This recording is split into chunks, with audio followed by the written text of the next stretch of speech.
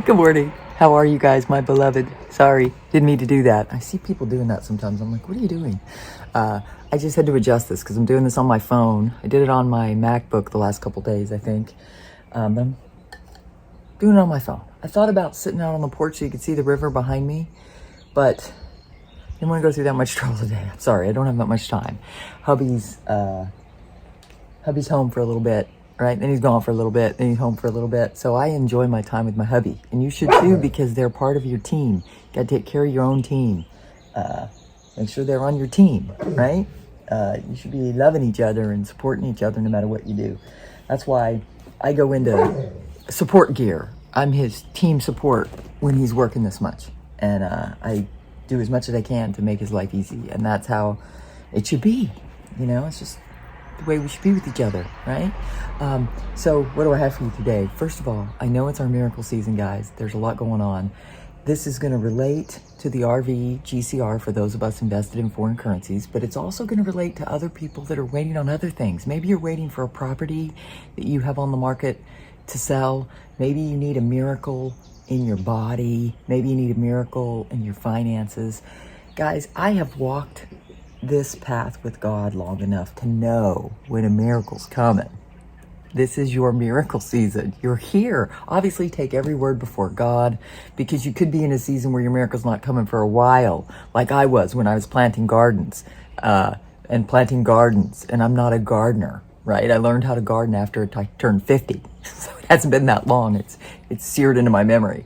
But now is a different time. Why? Because everything around is tight, right? When things get like this, there's an electricity in the air. For me, I kind of giggle, I get anticipatory because it feels like miracle season. Because right before a miracle, everything goes wonky. Like, seriously, I experienced this. I'll go back to my very first business, because my first business is where I learned all these lessons. My second business didn't even get off the ground and this COVID thing hit. So, you know, but that's the system we live in, guys. We live in a system that's against us. We know this, but because we know this, we know we can't do it on our own, right? We know we can't do it on our own. So if you're here, I know you can't do it on your own. You wouldn't be listening to me, right? I'm pretty sure a lot of narcissists aren't here, right? People who think they can do it all on their own, that they're God, right? That's the original. I think Satan was the original narcissist. He wanted to dethrone God. If you really read, he was a beautiful being too, and he thought I know I'm nothing but I love the package God put me in, but I know it ain't me. I'm just saying, I know it ain't me.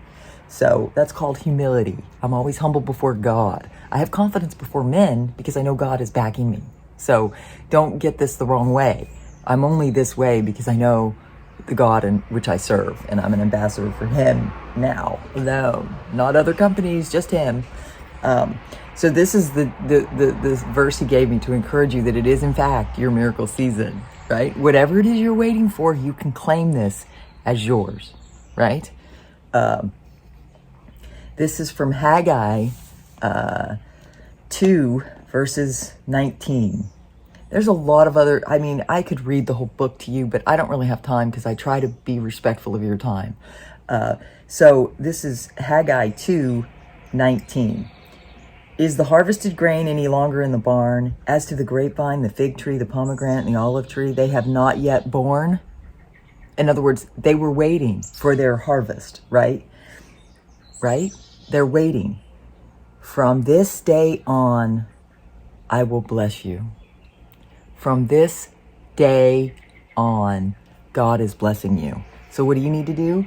You need to align with this. You need to look, seek for God's blessings. God doesn't bless as the world does. God is different. So I don't know how he's going to bring it. I'm excited. I've got a lot of different things I've prayed for. I've got a lot of different things I've asked for. But I know it's just out of stewardship, right?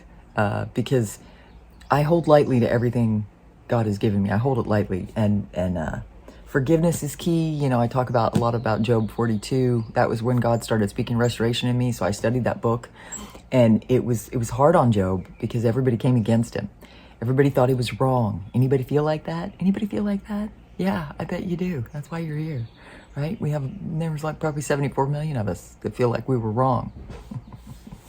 Or they think, all the people around us want to convince us that we were wrong. And we weren't, just saying.